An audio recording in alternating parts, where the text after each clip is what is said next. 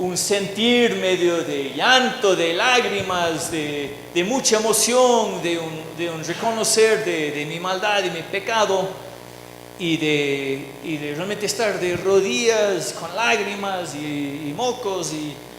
Es un término que muchas veces tenemos esa imagen, ¿no es cierto? Cualquier persona que tal vez algo ha tenido que ver con el cristianismo, cuando escucha esa palabra, el arrepentimiento, es porque estuviste muy mal y tienes que reconocer eso y hacer un cambio.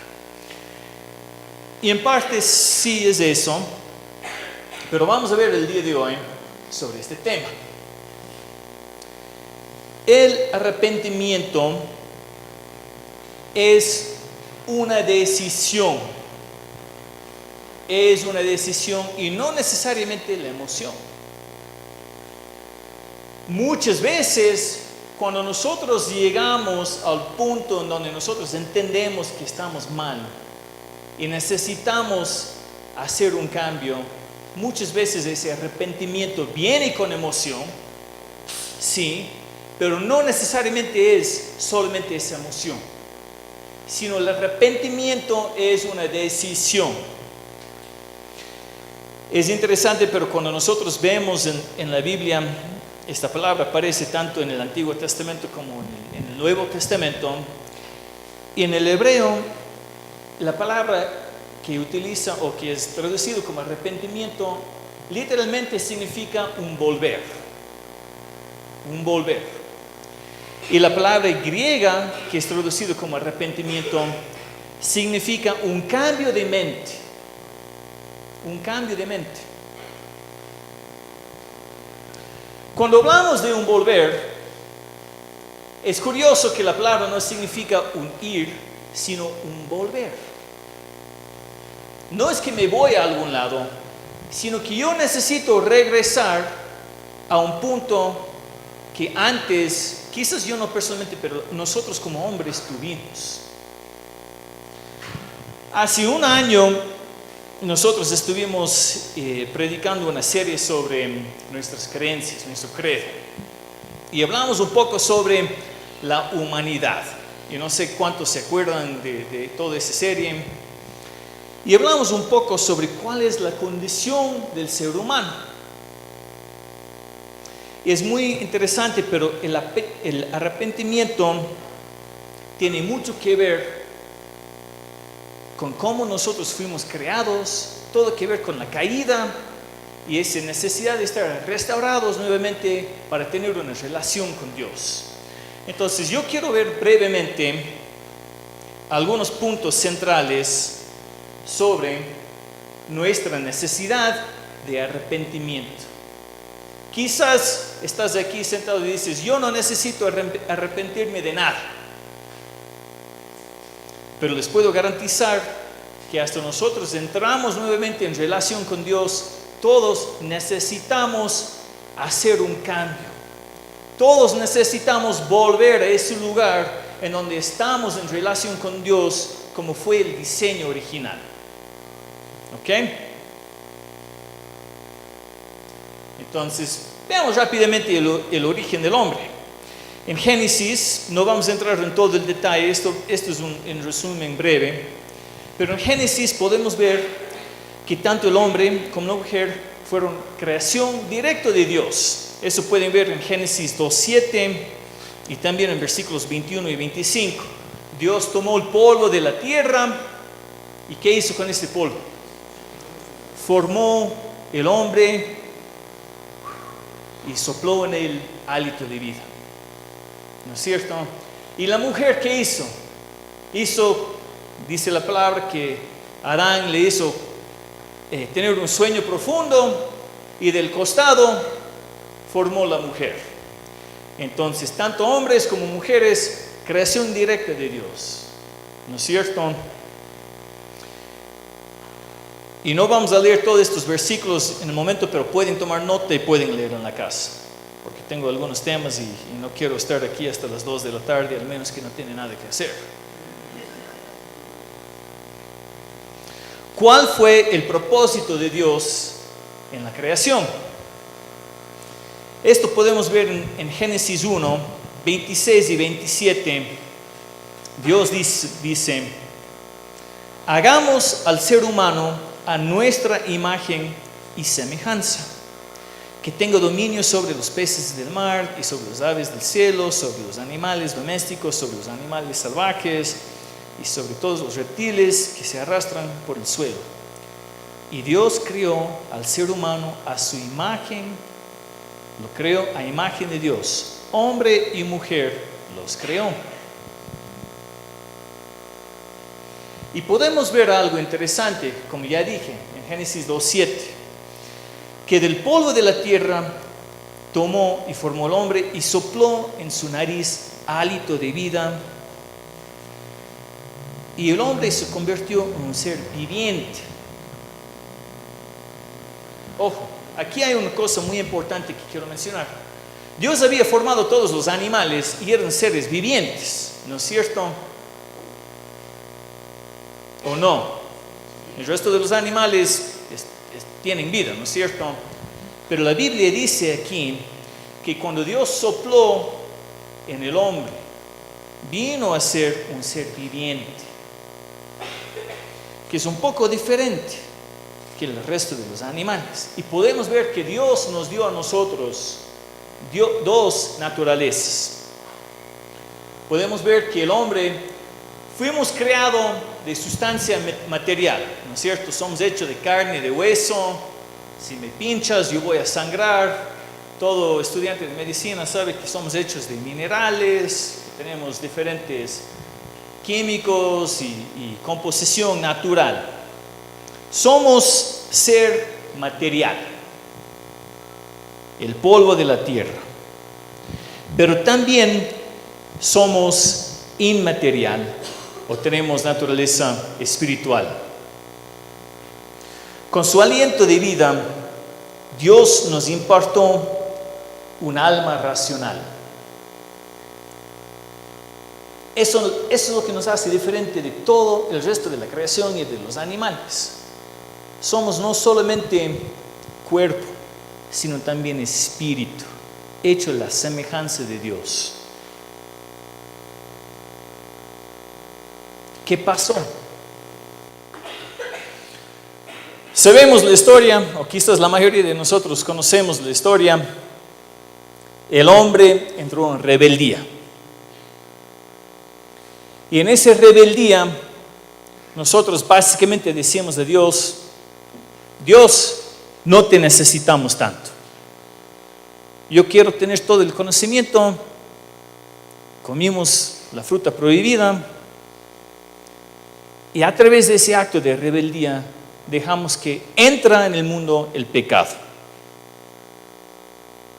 ¿Cuáles son algunas de las consecuencias de esa caída? Veamos. Entró el pecado al mundo. Hubo muerte física para toda la creación. Para nosotros hubo una muerte espiritual y nosotros ya fuimos separados de Dios. Si fuimos creados con un espíritu, Dios tuvo la intención de que nosotros tengamos esa relación con Él. Y a través de ese acto de rebeldía, eso fue cortado. Porque nosotros ya adoptamos un espíritu y una naturaleza pecaminosa. Entramos en esclavitud al nuevo príncipe de este mundo. Y nosotros entramos en esclavitud tanto en nuestro cuerpo como en nuestra forma de pensar. Y por mala suerte, todos estos efectos del pecado podemos ver en Romanos 5, pasa de padre a hijo, generación en generación. ¿No es cierto?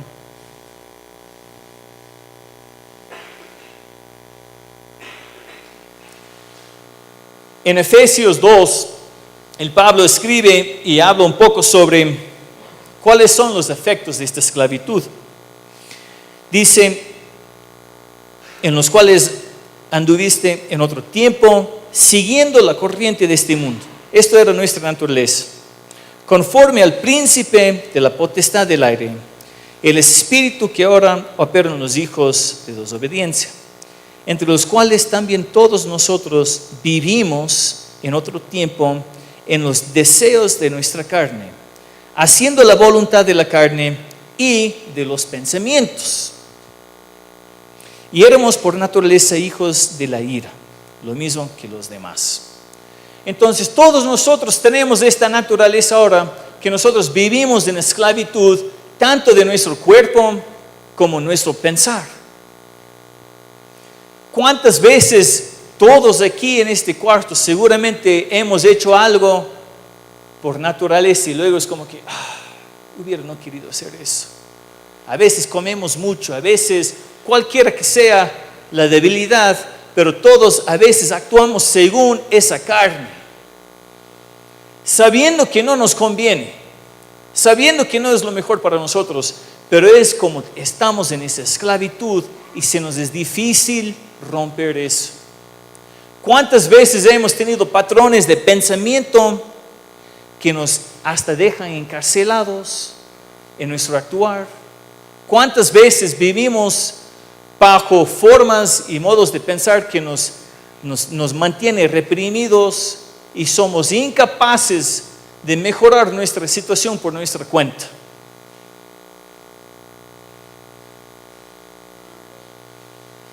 Aquí nuevamente en Romanos podemos ver el mismo autor Pablo escribiendo, dice: porque los que son de la carne piensan en las cosas del Espíritu, en las cosas del Espíritu. Porque el ocuparse de la carne es muerte, pero el ocuparse del Espíritu es vida y paz. Por cuanto los designios de la carne son enemistad contra Dios, porque no se sujeten a la ley de Dios, ni tampoco pueden.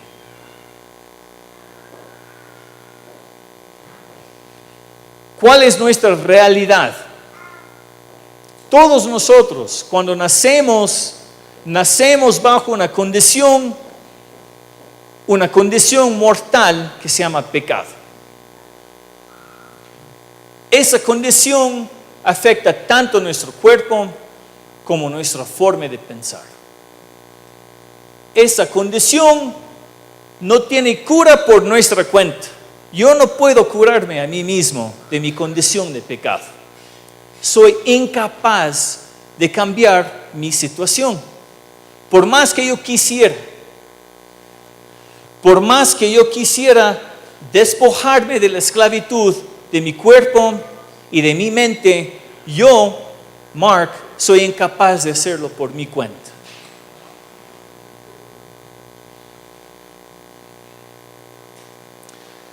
Me encanta el libro de Romanos,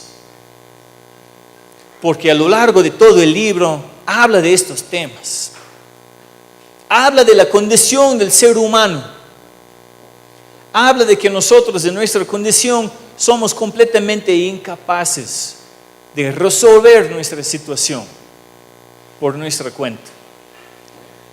Habla de la justificación que viene por medio de Jesucristo, que solamente por medio de Él somos nuevamente justificados y por medio de Cristo podemos despojar esta esclavitud.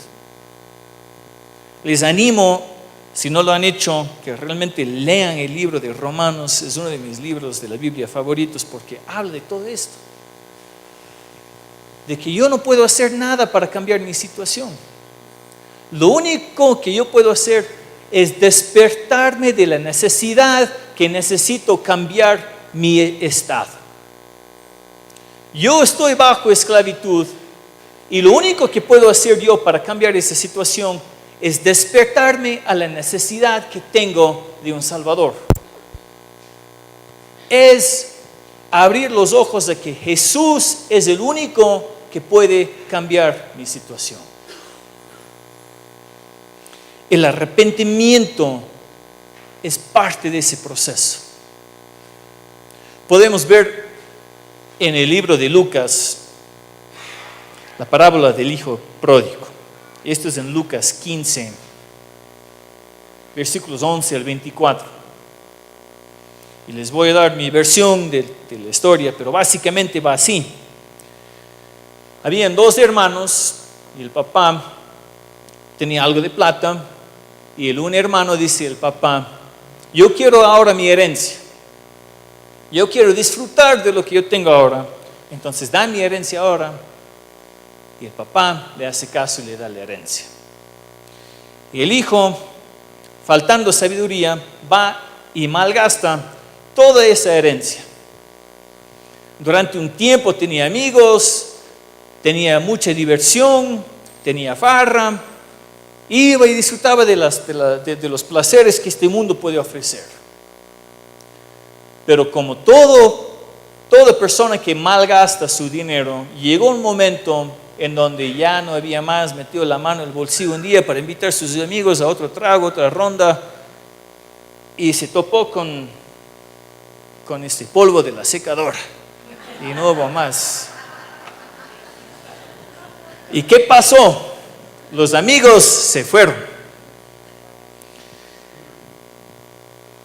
Y la Biblia dice que este hombre llegó a tal necesidad que apacentaba a los chanchos, a los puercos. Se daba de comer a los puercos. Y de tanto hambre que robaba un poco de comida de los chanchos.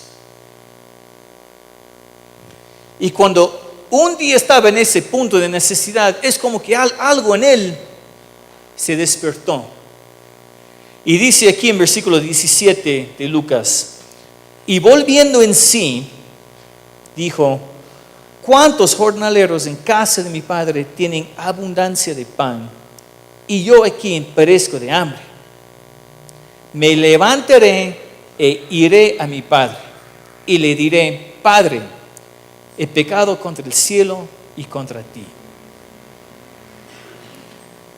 Parte del arrepentimiento es un despertar y darte cuenta de tu necesidad. Mira mi condición, esto es miserable. Yo estoy aquí con los chanchos comiendo comida que realmente es para los puercos. Y todos sabemos que el puerco es animal sucio. Se despertó, entró en razón de nuevo. Mira, esto no es la condición que debería tener yo en mi vida. ¿Y qué hizo después? Se despertó y tomó una decisión. ¿Y cuál fue esa decisión? Me levantaré e iré a mi padre. Cuando nosotros hablamos del arrepentimiento, para nosotros es una condición muy parecida. Es un darnos cuenta cuál fue nuestro diseño original. Nuestro diseño original, cuando Dios nos creó, era para tener comunión con Él, para tener relación con Él, para estar en su casa, disfrutando de toda la riqueza que Él tiene para nosotros, disfrutando de todas las cosas buenas que Él había apartado para nosotros. Y en un momento nosotros de esta vida nos damos cuenta que algo en nuestra vida no está bien. Para decirlo en otras palabras, es como que nosotros nos damos cuenta un día de estos que estamos comiendo la comida de los puercos.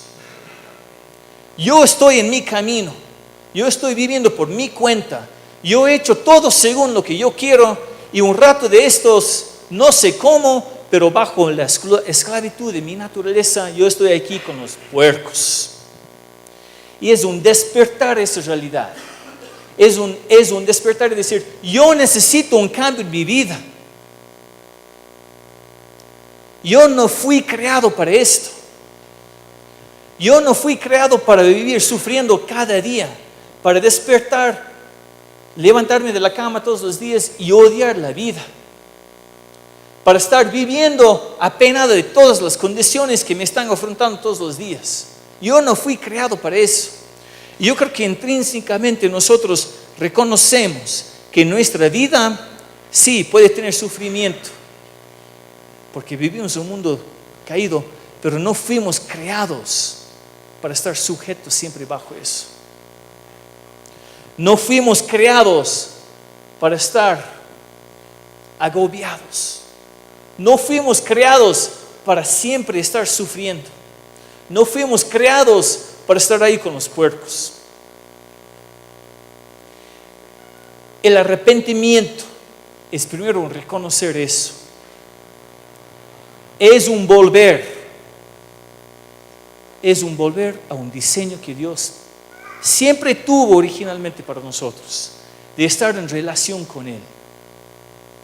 Es un reconocer que nosotros necesitamos volver a Dios. Y es tomar una decisión. Primero es reconocer, pero también es tomar una decisión. Podemos ver el hijo pródigo que hizo. Primero volviendo en sí y luego tomó esa decisión. Me levantaré e iré a mi padre.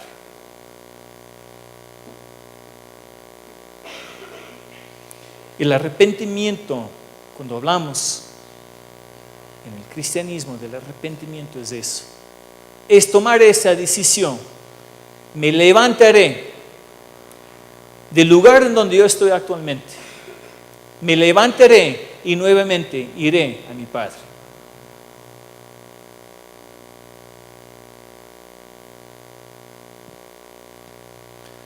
Podemos ver en Romanos 12, dice: por lo tanto, hermanos, tomando en cuenta la misericordia de Dios, les ruego que cada uno de ustedes, en adoración espiritual, ofrezca su cuerpo como sacrificio vivo, santo y agradable a Dios.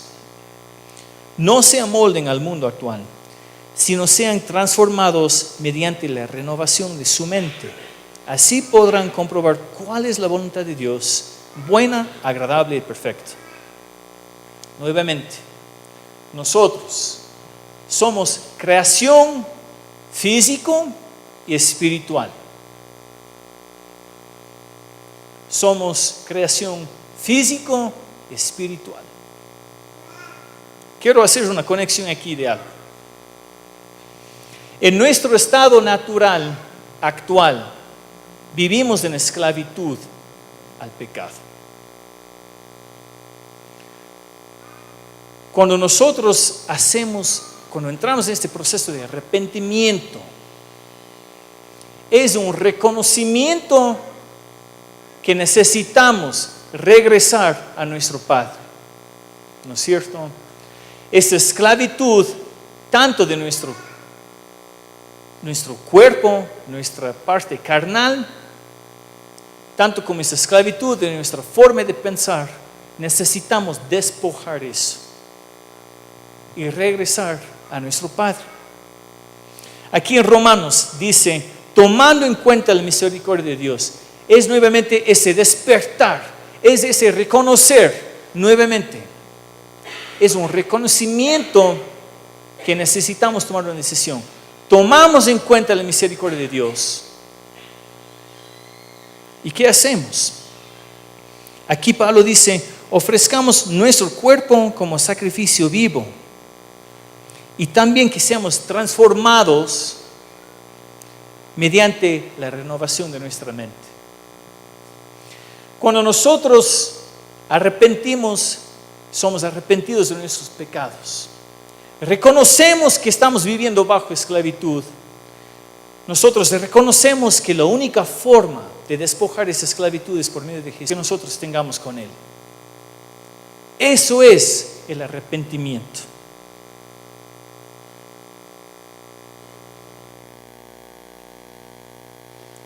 Veamos rápidamente, para ir ya cerrando.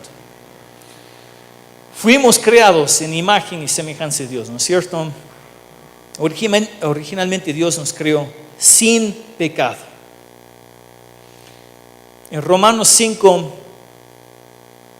ustedes pueden ir y leer que por medio de Adán entramos en rebeldía y pecado.